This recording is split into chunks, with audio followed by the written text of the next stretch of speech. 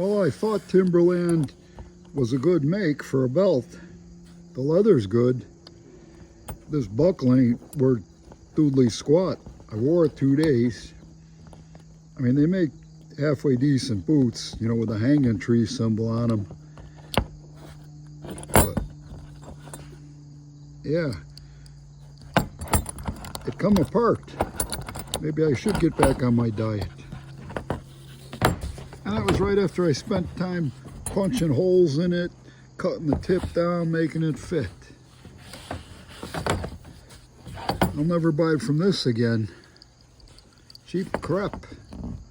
Crap and garbage.